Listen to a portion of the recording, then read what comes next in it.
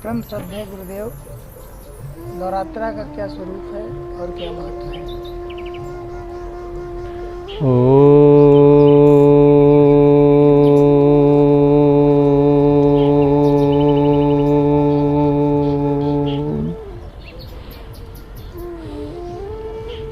देखिए, हमारे भारतीय संस्कृति में नव की जो संख्या है वो बहुत महत्वपूर्ण मानी जाती है।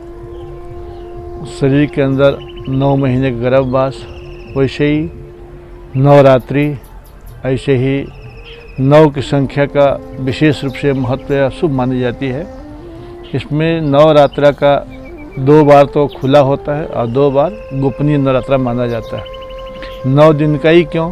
क्योंकि मनुष्य के पास जो दुख का कारण है, 4 तो आत्मा के शत्रु हैं और 5 प्रकार का दुख होता है। जितना भी दुख है उसका हमारे ऋषि मुनियों ने 5 भागों में बांटा। उसके बाद फिर 4 आत्मा के शत्रु माने गए। चारों से छुटकारा पाने के लिए 9 दिन का जो नवरात्रा होता है वो विशेष साधना करने से, विशेष संयम करने से, विशेष अनुष्ठान करने से जन्म मरण के कष्ट से छुटकारा मिल करके 9 प्रकार के दुखों का अंत हो जाता है। 5 प्रकार के दुख कौन है? अविद्या, अस्मिता, राग, द्वेष और अभिनिवेश। उसके बाद 4 शत्रु कौन है? जो काम है, क्रोध है, लोभ है, मोह है। ये आत्मा के शत्रु हैं और इन्हीं को गीता में नरक का द्वार ही बताया गया है। नरक का मतलब दुख और दुख प्राप्ति का स्थान, साधन विशेष को नरक बोला जाता है। ऐसे ही सुख प्राप्ति का साधन और सुख प्राप्ति का स्थान, अवस्था विशेष को स्वर्ग कहा जाता है। यह कोई विशेष अलग से लोक नहीं है, किंतु मनुष्य के जीवन में ही घटित होने वाली दुखद और सुखद अवस्थाओं का नाम है। इसी प्रकार से हमारे पास जो अविद्या की, अज्ञान की, अंधकारपूर्ण 9 गांठें हैं, उसको नवरात्रि माना जाता है, जिसको अज्ञान बोला जाता है। इसमें 3 रात्रि तो प्रत्यक्ष है, मोह रात्रि, काल रात्रि और भयानक दारुण रात्रि। जो तीनों रात्रियों से भी दुख से ही संबद्ध होने 3 रात्रियों का नाम भी दिया गया है। जब व्यक्ति अनुष्ठान करता है 5 ज्ञानेंद्रियों और मन बुद्धि को संयम में ला करके, 5 ज्ञानेंद्रियाँ कौन कौन सी हैं? श्रोत्र, त्वचा, जीह्वा और नेत्र और मुख। ये 5 जो है ज्ञानेंद्रियाँ हैं और 5 कर्मेंद्रियाँ हैं। कर्मेंद्रियाँ तो ज्ञानेंद्रियों के ही अंतर्गत आ जाती हैं। तो 5 ज्ञानेंद्रियाँ हो गई और एक मन बुद्धि, इसके साथ जीव हो जाता है। जीव मिल करके जब प्रकृति के साधनों का सदुपयोग करता है तो यह 9 साधन मिल करके जीवात्मा को दुख से तारने वाले, पार करने वाले बन जाते हैं, भव सागर से किनारे लगने के साधन बन जाते हैं। पर जब व्यक्ति इन साधनों का दुरुपयोग करता है, पाप कर्मों में सब इंद्रियों से संलग्न हो जाता है, अंधकार में, रात्रि में चला जाता है, मोह में पड़ जाता है, तब भी जो आत्मा के शत्रु हैं वो दुख सागर में डुबा देते हैं। तो इसका साल में 2 बार नवरात्रा आता है। 2 बार नवरात्रि इसलिए आती है कि व्यक्ति अपना कदम अज्ञान अंधकार को निकालने के लिए उठाए और पापाचरण को त्यागे, मोह को छोड़े, कर्तव्य का पालन करे और सत्पुरुषों का संग में जा करके विशेष साधना के अष्टांग योग का जो सीढ़ियाँ हैं, उसको अष्टांग योग की सीढ़ियाँ भी 9 ही मानी जाती हैं। यम, नियम, आसन, प्राणायाम, प्रत्याहार, धारणा, ध्यान, समाधि, ये 8 और 8 सीढ़ियों को पार करने के बाद जो 9वां होता है सीढ़ी संयम, जिसमें समस्त सत्य तत्वों का ज्ञान होता है, अपने बारे में भी, ईश्वर के बारे में भी, संसार के बारे में भी, मित्र के बारे में भी, दोस्त के बारे में भी, शत्रु के बारे में भी।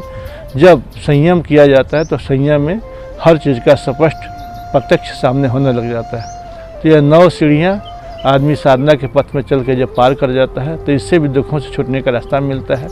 और इस प्रकार से ऐसे दैनिक जीवन में साधना तो नित्य होना चाहिए, पर विशेष अनुष्ठान के बिना कोई भी साधना कभी फलीभूत नहीं होती है। जैसे साधारण अवस्था में भोजन तो किया ही जाता है, हर कोई करता है, पर विशेष लाभ के लिए विशेष समय तक विशेष चीज़ लेने से बहुत प्रकार रोगों का नाश होता है, शरीर में विशेष पोषकता की प्राप्ति होती है। इसी प्रकार जब हम अनुष्ठान करते हैं तो दैनिक साधना के साथ साथ जब विशेष अनुष्ठान होता है, 9 दिन का हो, 9 महीने का हो, 1 साल का हो, 9 मिनट का हो, 9 घंटे का हो, तो इससे क्या है, छोटे छोटे हमारे अनुष्ठान से हमारे आत्मा का विकास होता है, मन का बल बढ़ता है, बुद्धि की निश्चयात्मक शक्ति बढ़ती है और व्यक्ति अपनी कमजोरियों को, दुर्बलताओं को पहले तो जान पाता है, फिर उसके बाद दूर करने के लिए प्रयास कर पाता है, फिर जैसे सफलता मिलते वैसे उसका उत्साह और साहस भी बढ़ जाता है।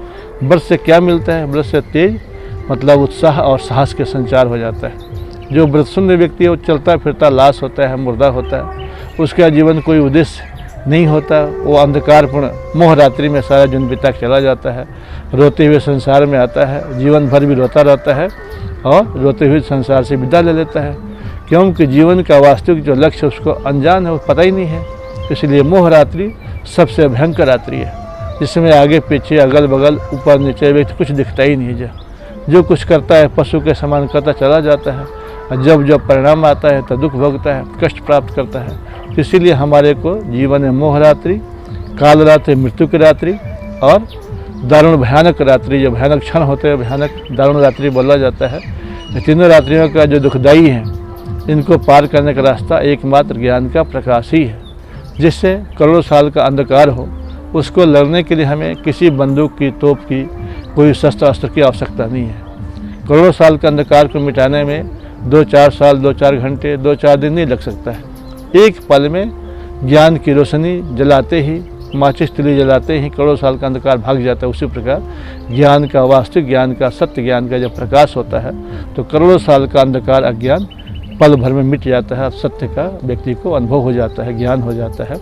इसी प्रकार के अज्ञान के अंधकार को मिटाने के लिए, दुखों से बाहर निकलने के लिए, मोह से छूटने के लिए और हर प्रकार का जो नरक का साधन है उनसे पार होने के लिए नवरात्रा का अनुष्ठान किया जाता है।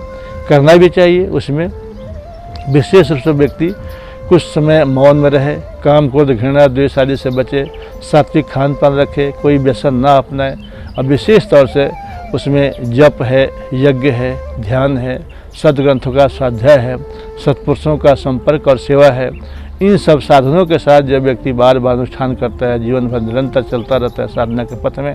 और 2 बार, एक तो क्वार चैत्र के नवरात्रा में आता है और एक क्वार के अक्टूबर में नवरात्रा आती है। 2 तो नवरात्रा खुला है और 2 नवरात्रा गुप्त होता है, जिसको गोपनीय माना जाता है। पर अनुष्ठान के लिए अगर चारों नवरात्रा का प्रयोग किया जाए तो बहुत अच्छी बात है, बहुत लाभदायी है। पर न चारों हो तो कम से कम 2 नवरात्रा का प्रयोग तो करना ही चाहिए व्यक्ति के जीवन में, चैत्र का नवरात्रा और उधर क्वार का नवरात्रा का अक्टूबर का। जब दोनों का अनुष्ठान निरंतर किया जाता है जागरूकता के साथ में, तो इससे व्यक्ति समस्त दुखों से पार होने के पात्र बन जाता है, परमात्मा की निकटता का अनुभव करता है। और परमात्मा ही एकमात्र समस्त देवताओं का देव है, समस्त शक्तियों का मूल स्रोत है। वही सबके पहले भी था, वही सबके बाद में भी रहने वाला है और वही सबके मध्य में भी, साथ में भी रहने वाला है। उसके समान कोई शक्ति संसार में न थी, न है और न हो सकती है।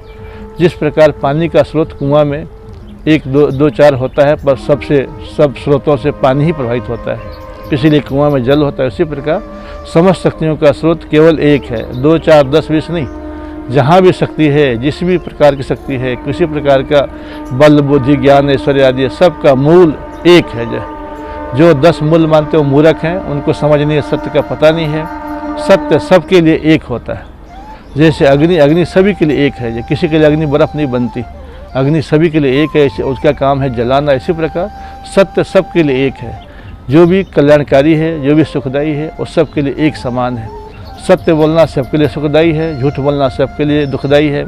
इसी प्रकार से पाप सबके लिए एक समान दुखदायी है और सत्कर्म सबके लिए सुख देने वाला है। तो जैसे पाप पुण्य की परिभाषा सबके लिए एक समान है, वैसे सत्य का स्रोत भी एक ही परमात्मा है और उसको प्राप्ति के लिए नवरात्रा का अनुष्ठान किया जाता है। इसको श्रद्धा भक्ति के साथ, लगन श्रद्धा के साथ, विश्वास के साथ, निष्काम भावना से भगवान की प्रसन्नता के लिए और आत्मा के उद्धार के लिए किया जाए तो ये नवरात्रा का अनुष्ठान व्यक्ति को दुखों का अंत करने वाला बन जाता है। और सिर्फ एक बार नवरात्रा नहीं करना चाहिए, बल्कि जीवन पर्यंत अपने नियमों में चलना चाहिए। 9 हमारे पास 5 ज्ञानेंद्रियाँ हैं और मन बुद्धि 7 हैं। आत्मा जब इन 7 उपकरणों का अनुष्ठान करता है, इनका दुरुपयोग करता है, 11 प्रकार का जो है इंद्रियों को जीत करके दशहरा का जो मनाया जाता है, 9 दिन का संयम करके, साधना करके जब व्यक्ति मन पर अधिकार कर लेता है, तब दशहरा मनाई जाती है। दशहरा मतलब हमने 10 इंद्रियों को हरा दिया, बुराई से बचा दिया, तब हमारा समझिए विजय हो गया, जीत हो गई। और दशहरा मनाया जाता है, 10वें दिन को विजयदशमी कहा जाता है। विजय का मतलब हुआ कि हमने काम, क्रोध, लोभ, मोह, ईर्ष्या, द्वेष, अहंकार, अज्ञान, अंधकार आदि जो शत्रुओं को हमने पराजित कर दिया, हरा दिया। और अपनी आत्मा का हमने अपने से उद्धार कर लिया अपने प्रयत्न से, तो हमारा विजयदशमी सार्थक होगी, सफल होगी।